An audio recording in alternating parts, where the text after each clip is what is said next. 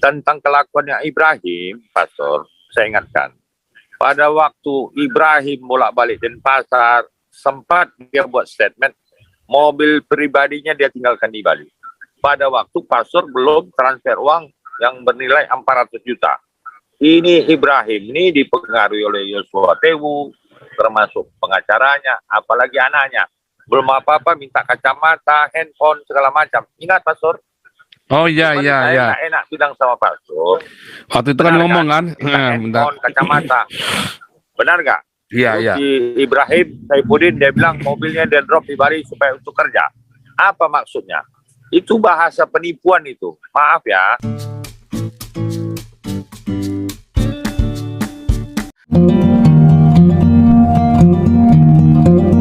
Oke, Yonatan luar biasa pandai ini. Ada aja idenya. Yonatan, panggilan Yonatan. Oke, Yonatan. Kalau nggak ada, oke silakan Yonatan. Rencong Aceh terakhir nanti ya. Ya. Wah, apa kabar Pak Yonatan? Suaranya hilang.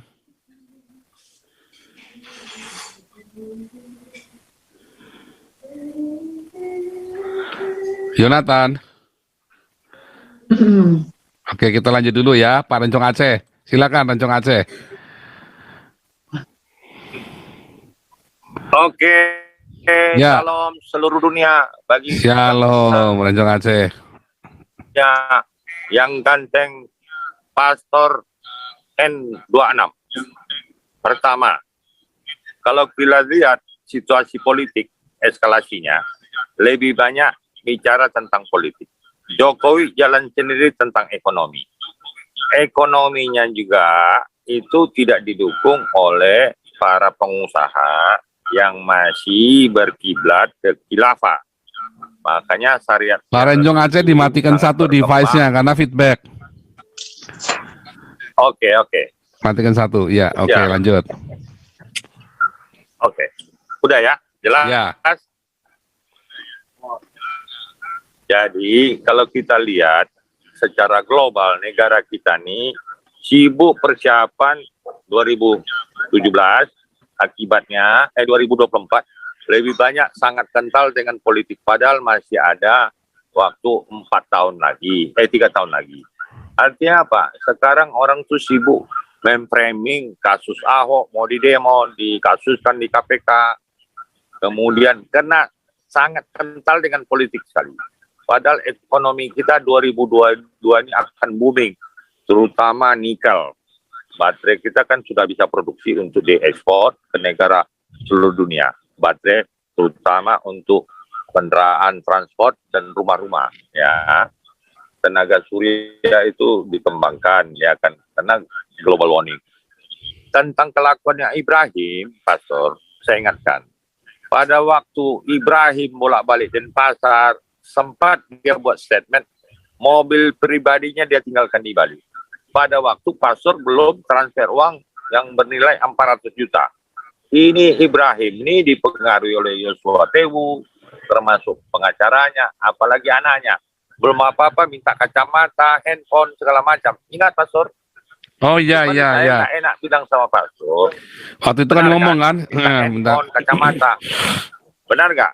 Iya, Terus iya. si Ibrahim Saifuddin dia bilang mobilnya dia drop di Bali supaya untuk kerja. Apa maksudnya?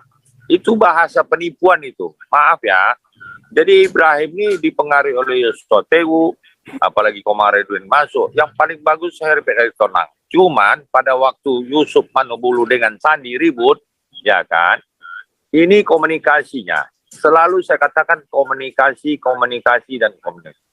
Bencana itu, Pastor, hanya komunikasi. Jadi kita tuh cut off membantu MKT. Karena anaknya si Febri itu nakal itu. Ya, baru belajar jadi pengacara. Dibujuk-bujuk oleh si Martin, si Komarudin. Kacau semua. Buktinya apa? Mereka tuh nggak mau somasi korup Bayangkara. Terutama Barreskrim yang laporan dari Ciamis, orang yang Pak Bin saya itu dibayar segala memberikan palsu, itu jelas itu. Harusnya dia viralkan, masuk dong di dunia medsos. Orang-orang YouTuber udah mulai muak dengan kelakuan pengacara ini. Karena sudah dirikan partai apa tuh, Demokrasi Republik Indonesia kan. Komarudin, dia ketua umum, bendaharanya si Ibrahim. Jadi Ibrahim nih, saya ingat sekali, percis udah lupa, asyik udah baru semua itu kan. Alasannya di Palangkaraya, di Pontianak, dia bangun di mana-mana tempat mes dia kan, orang-orang mau tadi. Dia manfaatkan itu kepentingan egois dia. Maaf aja, walaupun pastor kenal lama sama dia puluhan tahun, itu manusia. Jadi kalau udah manusia itu udah cut aja, bukan benci sama dia pastor. Pastor aja nggak perlu benci sama dia. Tapi kita follower N26 ini sangat sakit hati. Maaf ya, pastor. Jadi MKC itu sebentar lagi mampus itu. Sakitnya aja, bekas lukanya nggak disembuhin. Harusnya mereka... Wah, ini yang ketiga nih ngomong nih. Jangan sampai kejadian nih, kasihan. Satu, maaf pastor ya. Yang follower pastor ini saya lihat 61 orang. Seluruhnya harus ulat, takutnya dipotong-potongin semua. Jadi gubrak-gubrak kita. Kalau enggak, kapan lagi kita? Ya pastor, ya Pak Teguh Abdullah apa namanya Putih, kita harus putusin semua. Yang belum putus didatangin ahli bedah, putuskan urat takutnya. Harus gitu. Yang penting kita jangan kriminal, komunikasi hati-hati, jangan sempat kita dilacak, ya kan, handphone kita. Bagaimanapun di media ini akan dipantau oleh kawan-kawannya Sulain Ponto, Pak Tobing, Sikoni, intelijen, ya kan, malah mereka berguru. Ya, apalagi Pak Putih tahu tuh, banyak sekali berguru seluruh departemen yang ada kementerian di Republik kita ini, terutama konsep intelijen. Karena bagaimanapun input sebagai bahan material, kalau ibaratnya kalau kita masak, sudah ada sayur mayur, bumbunya segala macam, pasar udah buka terang benderang, sangat lugas.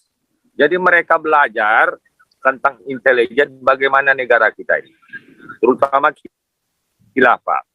Benar sekali kalau 2024 kita gagal, negara kita ini gagal, terpaksa kita lari ke Papua untuk perang merdeka.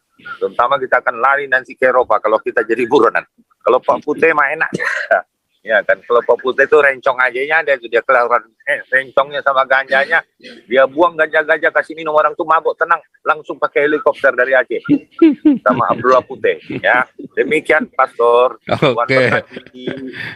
Iya, jadi kita mau menyimpulkan ya, ini aksi kita ya, kita ini karena didengar ya, kelihatannya kita ngomong-ngomong gini nih dipantau ya sama Mabes Polri, sama Mabes AD, sama Bais, dipantau kita loh nih, sama BIN kita dipantau loh. Ya, ini kita ngomong ini biar didengar sama mereka, dan kita berharap teman-teman memviralkan, potong-potong enggak apa-apa ya video-video saya semua, pendapat-pendapat ini kan bagus-bagus tadi kan, ide-idenya tadi aneh-aneh, lucu-lucu, bagus-bagus, kinak-kinuk. Mereka belajar dari kita, Pastor. Ya. Kalau perlu dibayar triliunan sama N26, koordinator Cipute dari Aceh. Nah itu nanti apa ya, untuk PGI karangan bunganya kita memang sudah seriusin ya, nanti Pak Santiamer dan tim akan mengeksekusi maksimum, pokoknya budgetnya 10 juta. Kalau sudah lebih dari 10 juta di stop, karena nggak tega ya, itu kan buat orang miskin ya, jatuhnya orang miskin juga kita nggak boleh sampai ini. Nah teman-teman yang berpartisipasi tadi WhatsApp ke 089 6-nya 5 kali 2100 ya, untuk berpartisipasi. Kalau jangan cuma Om Do doang, Pak saya usul mau kirim karangan bunga ini, nah, kirim uangnya 9 berapa? Ya, terus lupa. Kemudian 089 tuh, galar 2. Aduh. Anda nanti viralkan ya ini bahwa ada ketidakadilan. Karena nggak mungkin Yahya Waloni 7 bulan ini itu bohong bener ya. Kita berdoa supaya jangan 7 bulan. Tetapi nanti Tuhan kasih hakim yang adil ya. Tuhan kirim hakim yang adil. 4 tahun gitu ya, karena yang dilakukan itu benar-benar memecah belah bangsa Indonesia loh. Yahya Waloni harusnya 4 tahun ya, 4 tahun itu sudah benar, itu 4 tahun itu keadilan, sama seperti Apollonius Darmawan 4 tahun ya, dan yang kedua kena 5 tahun begitu ya.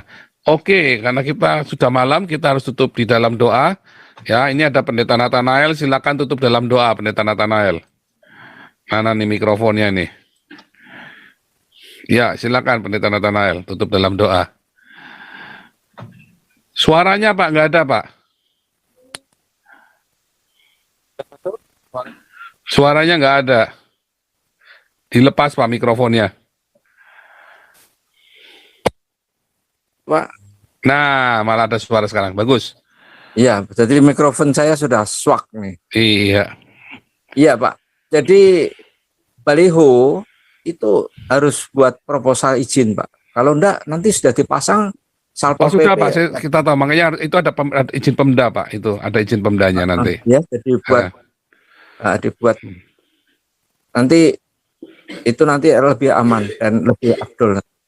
Ya, kita lihat Arab Keribu juga komentarnya sangat positif untuk terus. Saya mah tetap hati-hati Pak sama kadrun-kadrun ini, sama orang-orang Arab ini saya hati-hati Pak. Saya nggak percaya Pak. Oh iya. Habib Kripo, siapa lagi itu saya hati-hati. Karena mereka punya agenda-agenda yang lain. Arab-Arab ini punya agenda semua Pak di sini Pak. Hati-hati. Ada yang kelihatannya baik. Satu Habib siapa dulu yang pernah nongol di kita itu juga itu dia punya agenda mau pansos. Makanya saya nggak terlalu respon. Iya, memang saya udah terbiasa dengan orang-orang begini, Pak. Jadi saya bukan berarti mereka pasti bukan, tapi kita harus berhati-hati, jangan mudah terpesona, terperdaya. Bahkan sama Denny Siregar aja saya nggak percaya kok. Nah, serius, sama Denny Siregar saya nggak percaya. Iya, kelihatannya antusias. Oh iya, makanya sama Denny Siregar, Ade Armando, mereka punya agenda lain loh. Cuman kita nggak boleh terus negatif, tapi kan kita lihat aja sambil ikutin, tapi kita hati-hati jangan hanyut. Intinya begitu. Oke. Ya. Karena ini sudah setengah satu di sana, silakan tutup dalam doa. Dalam doa. Ya.